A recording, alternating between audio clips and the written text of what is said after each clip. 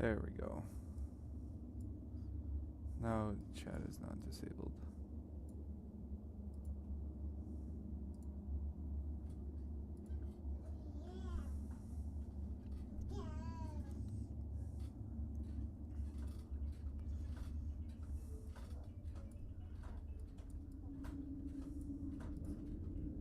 Star, you're so gross.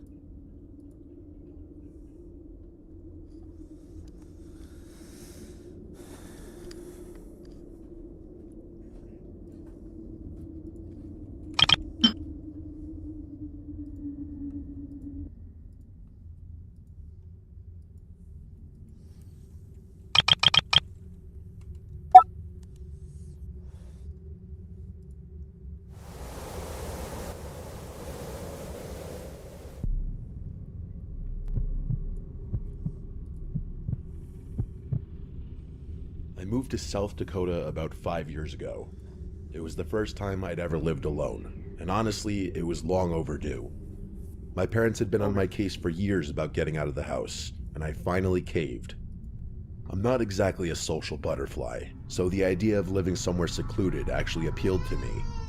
The house I found was in one of the snowier parts of the state, tucked away on a stretch of land where the nearest neighbor was a solid walk away. That was fine by me. For the most part, that's exactly what I got. The first few years were uneventful in the best way possible. Mr. Lee. I kept to myself, went to work, Mr. Lee. came home, and didn't bother anyone. I never introduced myself to any of the neighbors, partly because I'm just not that kind of person, and partly because there wasn't much of a compelling reason to do so. The houses out there are so spread apart that you could go weeks without seeing another soul.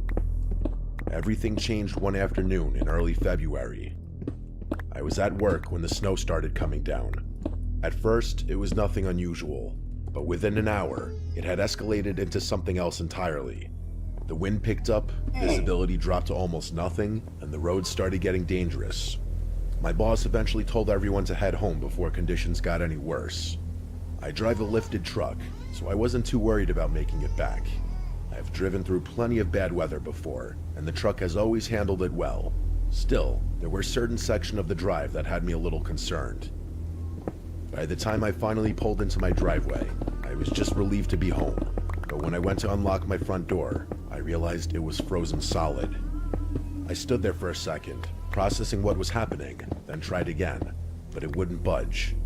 I didn't have a lighter on me or anything else that could generate enough heat to thaw the mechanism.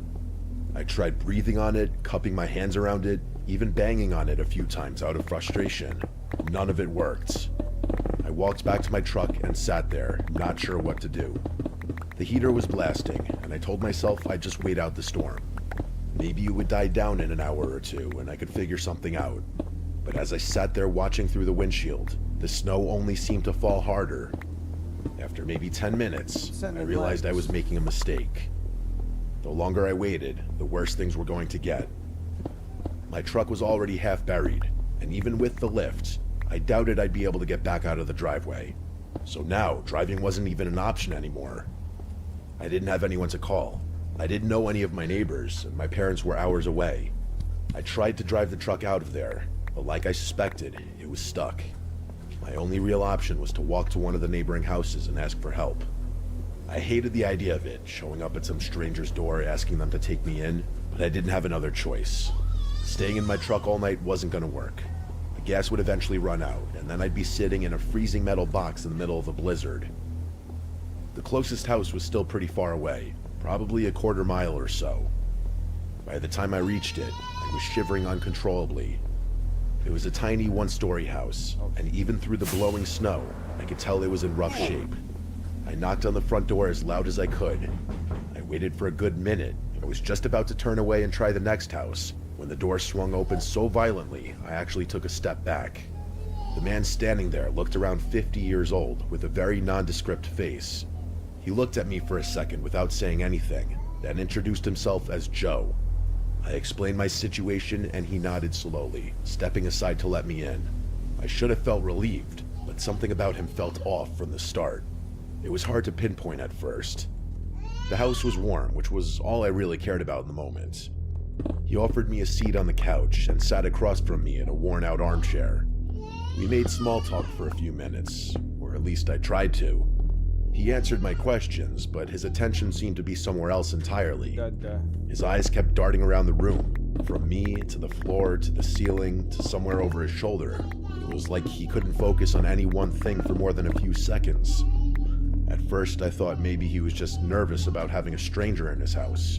That would have been understandable, but the longer we sat there, the more unsettled I became. He couldn't focus on the conversation either.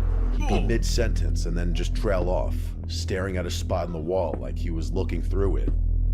I decided I wanted as little interaction with this guy as possible. I told him I was exhausted and asked if I could just get some sleep. He seemed almost relieved by the suggestion and pointed to the couch, saying I could crash there for the night.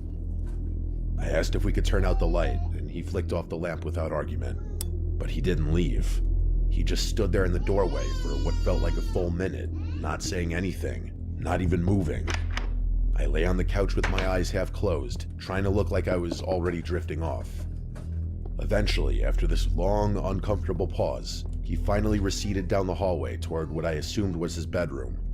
I really did try to sleep. I was exhausted, and the couch was actually more comfortable than I expected. But I couldn't shake the feeling that something was deeply wrong. Every time I closed my eyes, I started to drift off and then jolt awake, convinced I heard something. About an hour in, I actually did start hearing things. It took me a few seconds to realize that the thumping and scraping sounds were coming from above me. At first, I told myself it was just snow shifting on the roof. That happens all the time in heavy storms. But these sounds were different, somehow. That didn't make any sense, though. The house was one story. There was no upstairs floor for anyone to be walking around on. I lay there, staring at the ceiling, trying to convince myself there was a rational explanation. The sounds continued for several minutes, sporadic but persistent. And then, without warning, there was a thump that was considerably louder than all the previous ones. It was so sudden and so forceful that I shot upright on the couch, and as soon as I sat up, I saw him. Joe was standing in the doorway again. He must have been there for a while, just watching me in the dark, because I hadn't heard him come back. My skin started feeling itchy. I opened my mouth to say something, but before I could get a word out, he literally charged at me. He jumped over the back of the couch and tackled me to the floor. The next few seconds were pure chaos. We rolled around on the carpet, and I realized he was trying to put me in a chokehold. He was stronger than he looked, and for a moment, I thought I wasn't going to be able to get him off. I kept resisting, and he started yelling. He screamed at me to stop fighting. He kept referencing this her, like I was supposed to know what he was talking about. Okay, Lee. He said she was lonely, and something about how she would find me good company.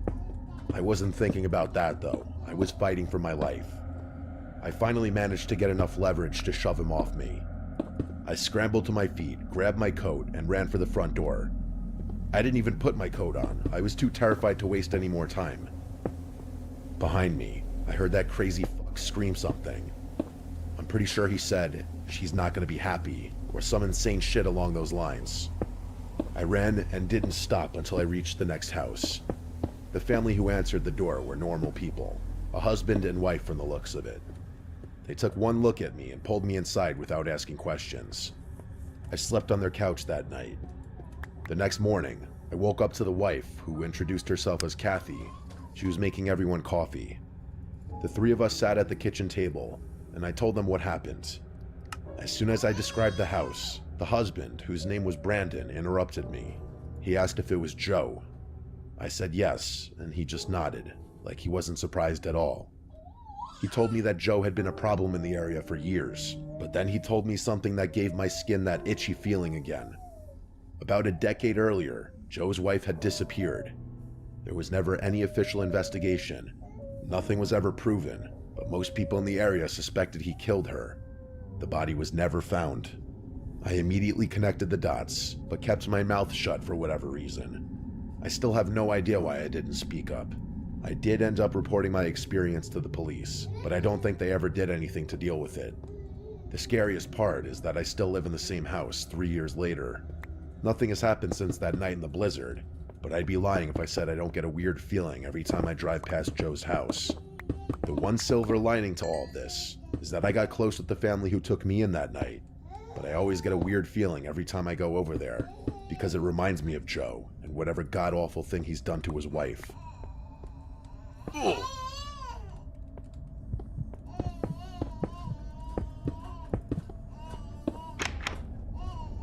This happened last winter during one of the worst blizzards I can remember.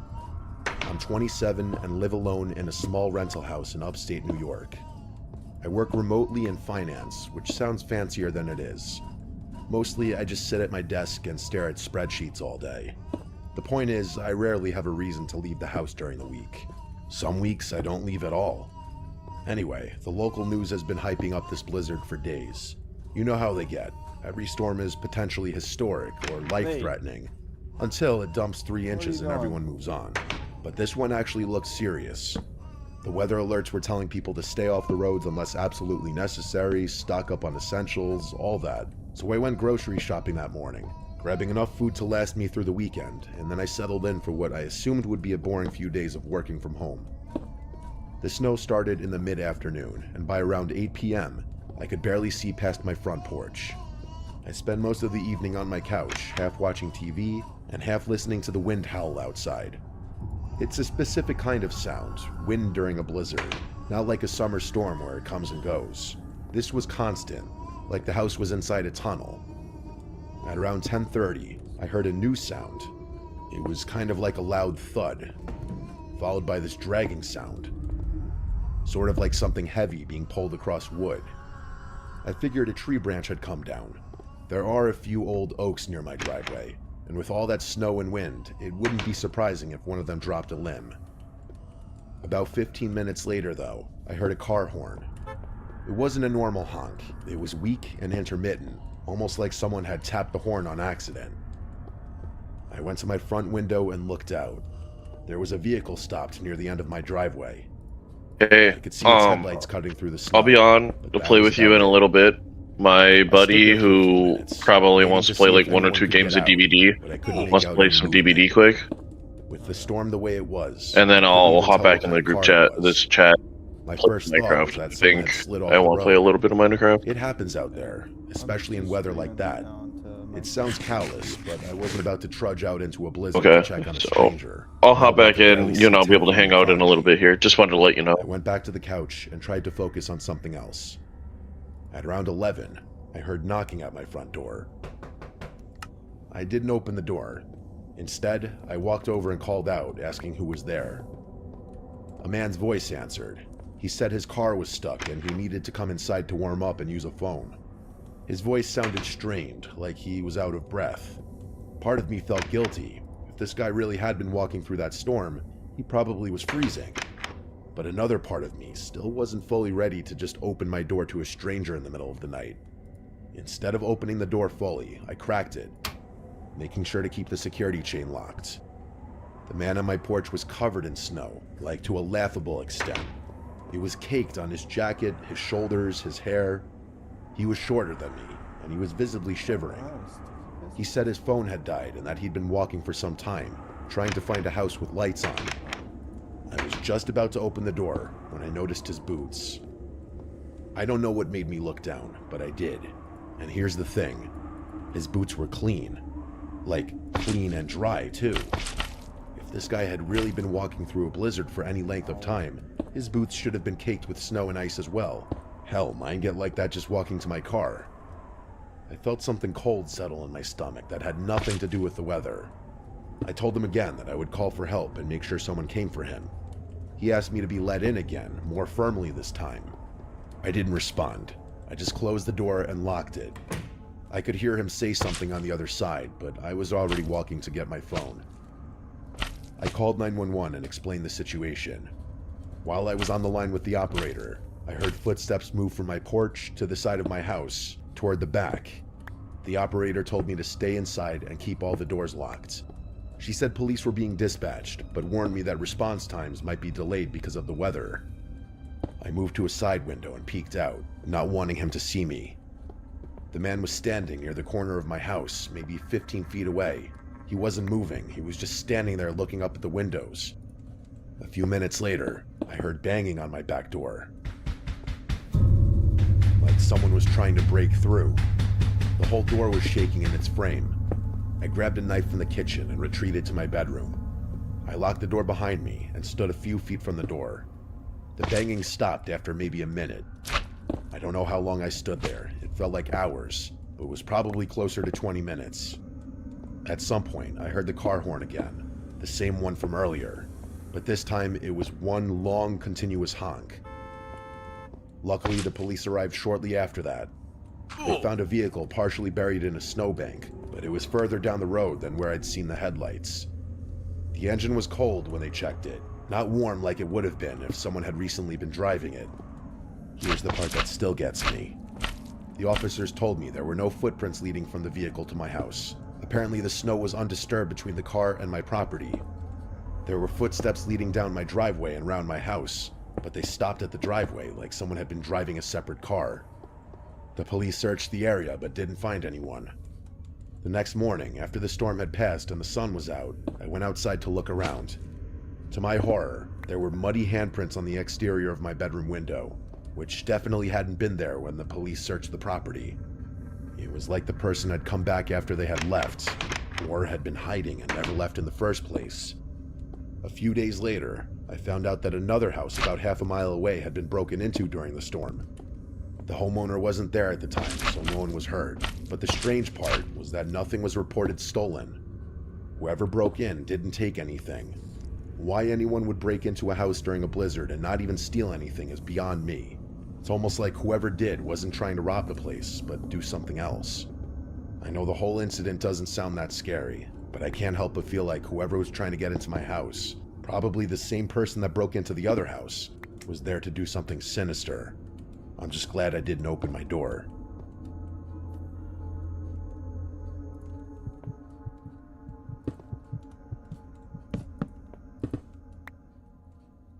This happened several years ago now. I have told maybe 3 people about it. My wife, my brother, and one close friend who I knew wouldn't think I was losing my mind. I'm telling it here because I still don't have an explanation, and at this point, I've accepted that I probably never will. I'm 34, and I live in British Columbia.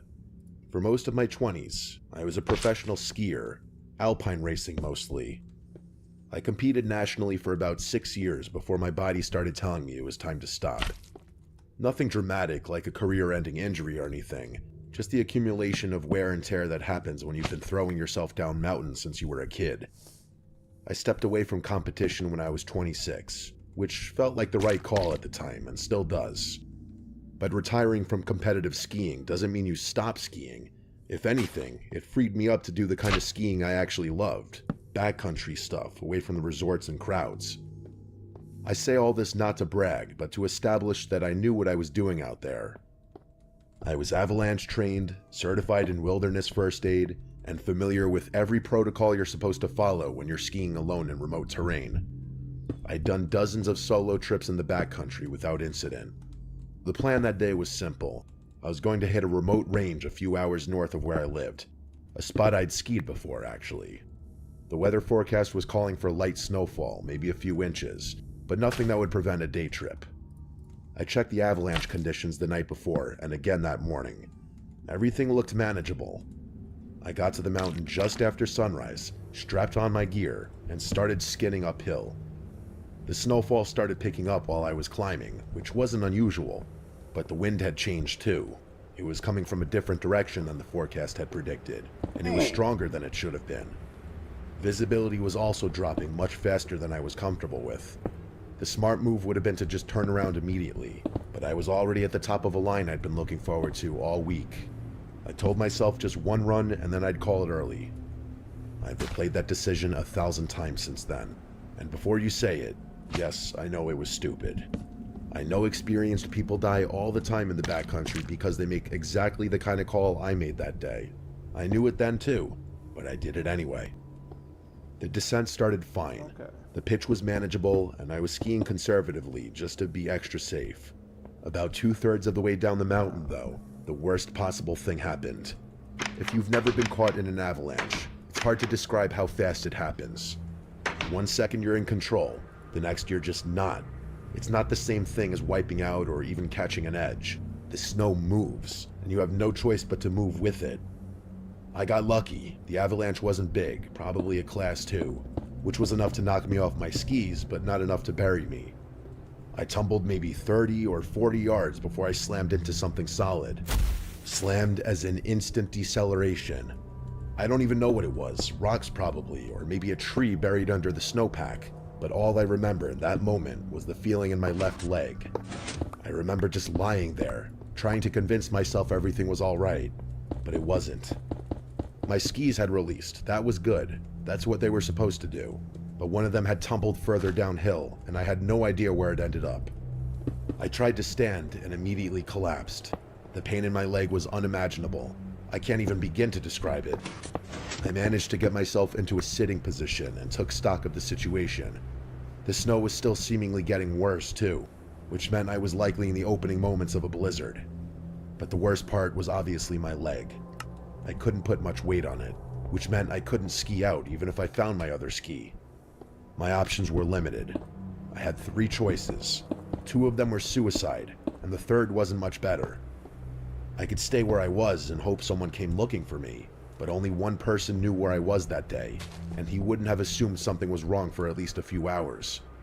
I could try to dig and wait out the storm, but I didn't have the supplies for an overnight, and the temperature was dropping. Or I could start moving, painfully and slowly, to try and cover as much ground as possible before conditions got even worse. I chose to move. It's not like I had much of a choice. I secured what was left of my gear and started limping downhill, using the one pole that was miraculously still in my hand as a makeshift crutch. Every step sent pain shooting through my leg, but I had to keep moving.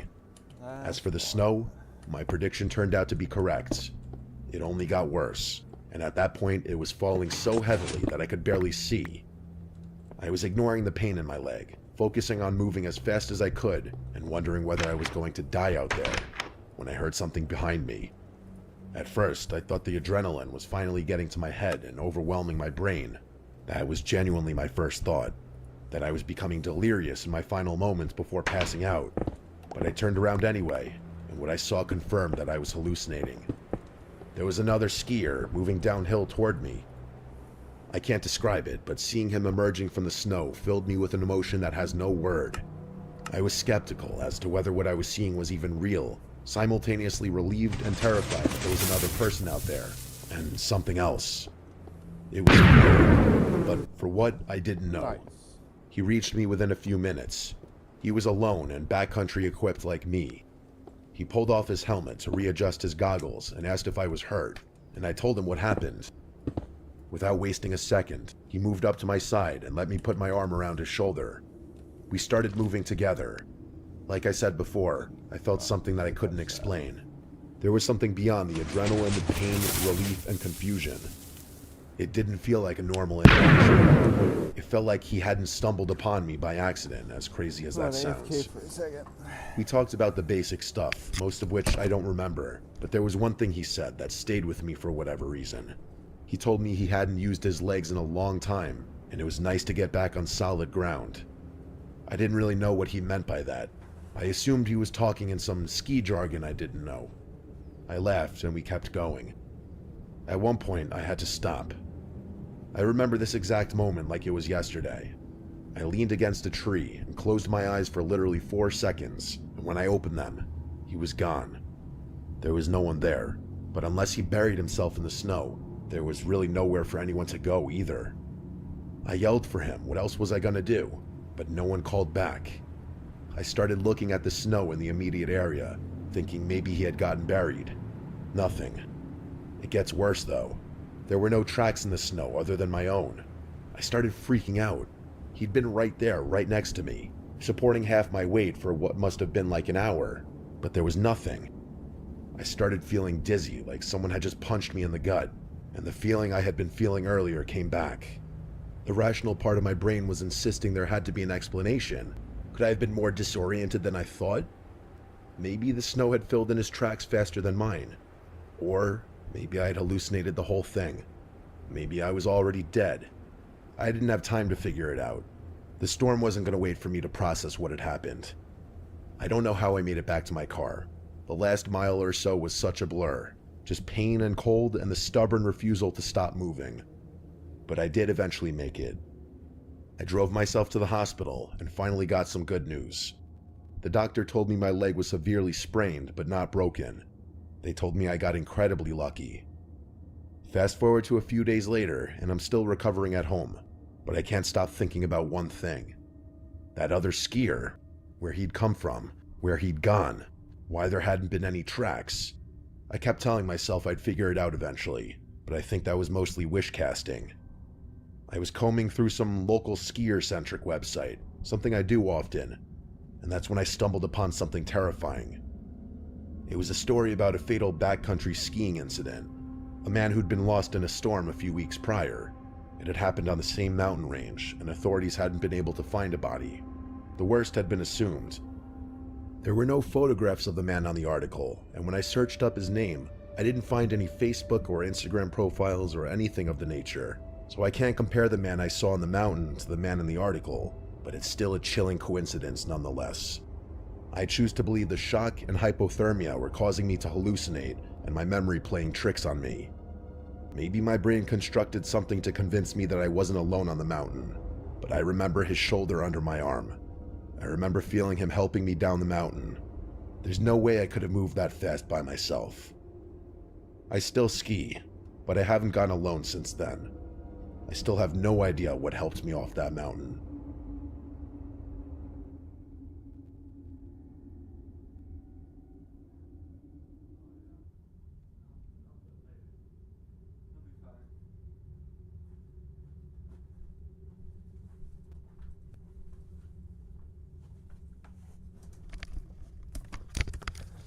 Okay, I am back.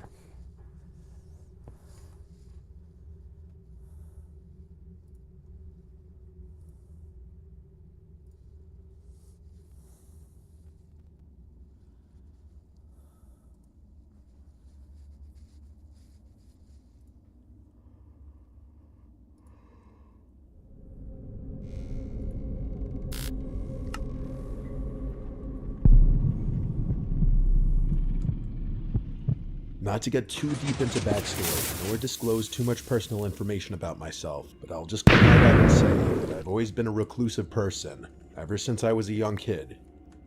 I didn't have many friends at all, and I spent most of my time playing video games on the computer, or varying consoles I grew up with. As I got older, like high school, I started to get into just going on long walks exploring. I'd walk through the woods, walk through cemeteries, and then I developed an obsession with trespassing, going places I wasn't supposed to be. It started with sneaking into cemeteries at night.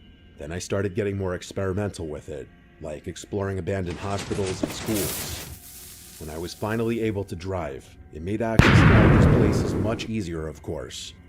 I only went with one of my few friends once or twice.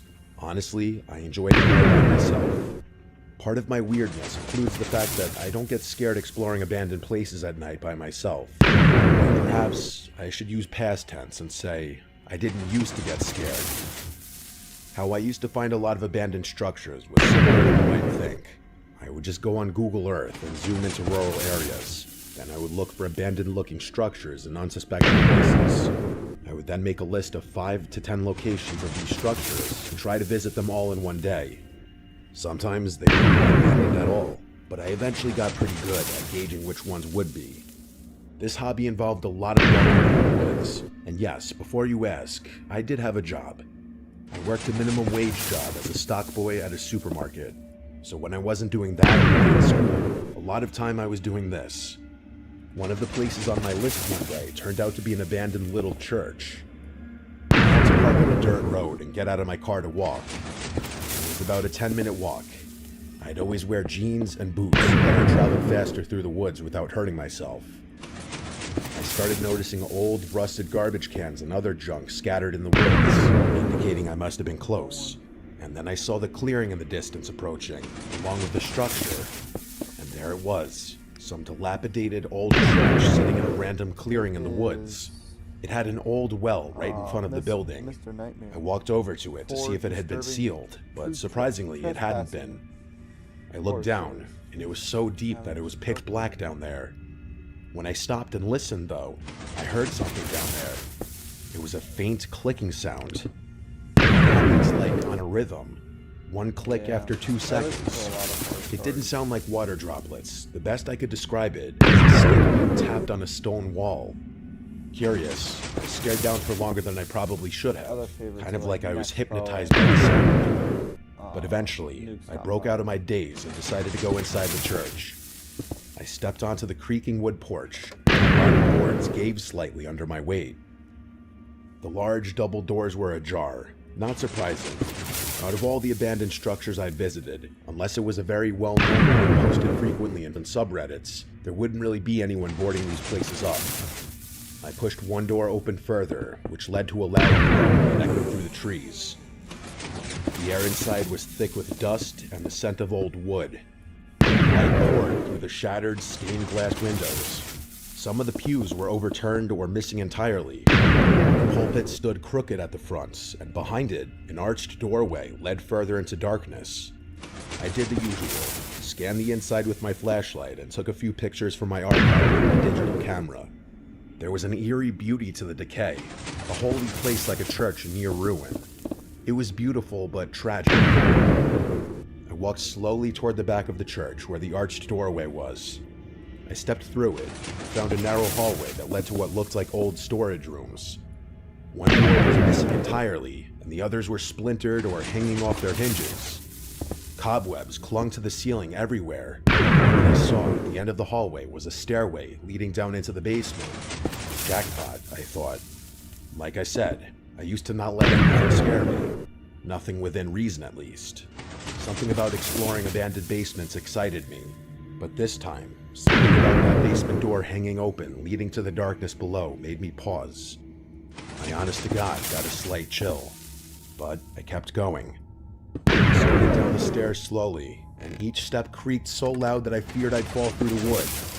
And then, I counted 7 steps until my right foot landed on one that gave way with a loud crack. Before I could react, it collapsed under me. I fell hard and landed in a pile of junk and dirt below the stairs. I fell directly on my ass and hurt my tailbone. I let out some unaudible complaint, probably a "goddammit" or something. My flashlight flew out of my hands, so I crawled over to grab it. That was when I heard a voice. It was a higher-pitched sounding voice, either a woman or a young boy. It was saying words, but I didn't understand any of them, except for one thing. They said hello. The rest was gibberish, like someone trying to talk but didn't know how. I stood up and pointed the flashlight around. It was just an old basement. Some busted furniture, mostly cots, dirt floor, stone walls. Then I saw a tunnel in the wall. It looked like it was dug out by hand. As I approached it, I realized the voice was coming from down there. I started walking toward it. I was being dumb, but I had to know what it was. I stepped just a couple of steps inside the tunnel and looked around. The walls were rough, not smooth. It had definitely been dug out with a shovel by hand. My flashlight started flickering, and I nearly had a heart attack. I hit it a few times and it stayed on. Doing so made a louder noise than I anticipated, though. The voice got louder, still just gibberish with that same weird tone. I could now confirm it was coming from deeper inside this tunnel. And then it stopped. Everything was quiet for a few seconds. Then I heard a click.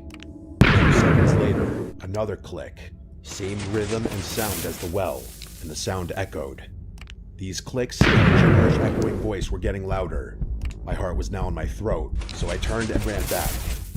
I reached the stairs and remembered one of the steps was broken. I found it easier to grab the sides of the stairs and pull myself up, instead of trying to hop over the broken step. My flashlight dropped, but it didn't matter. I was leaving the basement back to the light of the upstairs.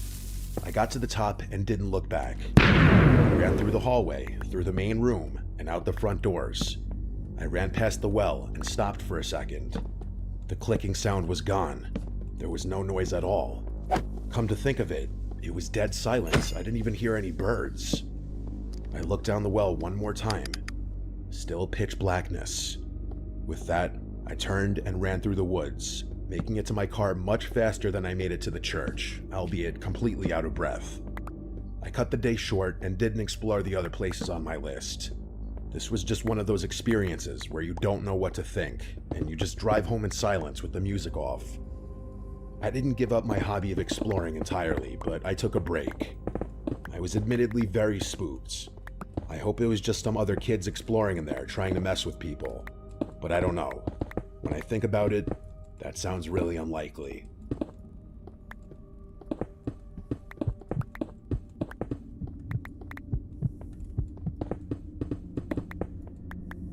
This happened to me a while ago and is still stuck in my mind. Me and my friends often like to be in the outdoors. I'll refer to my friends as John and Anthony. We were bored and decided to go fishing deep in the woods near some farmland. We were chased out by a farmer and his dog. We tried to hide, but his dog found us and he threatened to call the police, even though he was already on the phone with his friend, which we found weird. Honestly, we kind of found it funny. So for whatever reason, we thought it would be a good idea to go back the next day and sneak onto the property to explore it. It was nearing about an hour before dark, and this property was huge, acres upon acres. We had to hike through some deep woods, similar to the one we had been fishing in before. Although we scoped it out on Google Maps, it was still easy to get lost. I remember thinking to myself that we should be out of there before dark. At first, everything seemed normal, and I wasn't getting any bad gut feelings. We were admiring the horses and petting them. I remember thinking it was weird having all this farmland and only horses. I compared it in my head to my uncle's farm, which is a lot smaller but has about 10 different types of animals, not just one. I just brushed it off and thought that maybe the owner specialized in horses. After walking through the woods, we reached the fence bordering the property. John was leading the way, I was in the middle, and Anthony was behind us. This is when we stumbled upon a rundown house with multiple trophy cars and a broken down RV. We were shocked at the discovery and snuck around some of the cars. There was also a very creepy rundown shed. It was crazy to see. I even took this video. Fucking Corvette. Raptor. Bentley. Holy shit.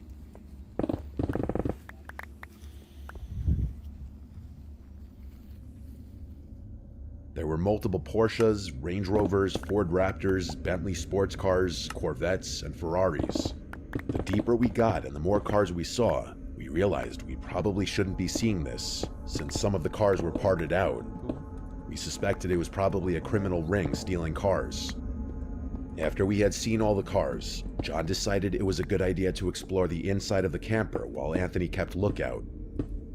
I held the door open for John since he's kind of the smallest, so I thought he would be best suited to explore it. There was evidence somebody was living there, fishing rods, fresh food, bedding, and other stuff. Although the camper was run down, we understood it was somebody's home, so we got out of there. I forgot to mention there were also car tires inside. We were not there to break or destroy anything, just look around. We snuck around to the back of the property where all the cars were. There were side-by-sides, and we made the connection that they were probably used to run the property. There was also a rundown shed, and when we went inside the back of it, we caught a foul, horrible smell. We kind of just brushed it off and laughed, joking that maybe it could be a body. None of us really believed it, though. Then we heard the gate at the entrance of the property open and slam. It was about 1,000 feet away. We were heading back to the woodline because we didn't want anyone to see us, and that's when a van turned onto the street we were on. It was nearing dusk and the headlights were on, so we sprinted through the woods, not sure if he saw us. This is when we probably should have left, but we decided to explore the other side of the property. After walking along the outskirts and hiking through more woods, there were a lot more horses, but we finally got to the main house of the property. Again, it seemed very run down.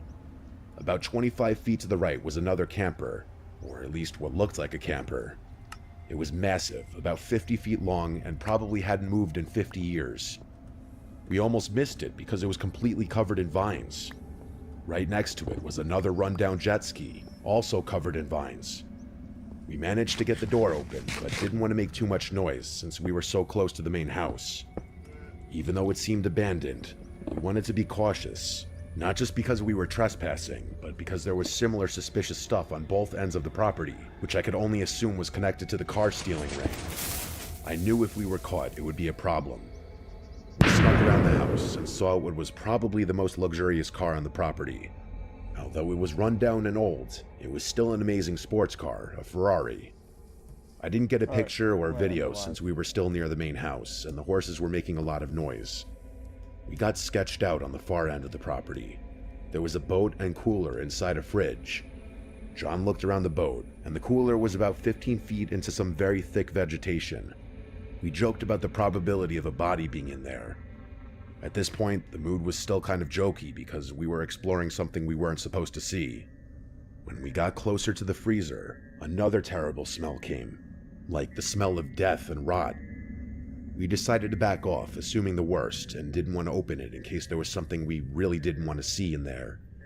We got a bad vibe, and we were on our way back when Anthony started hearing things.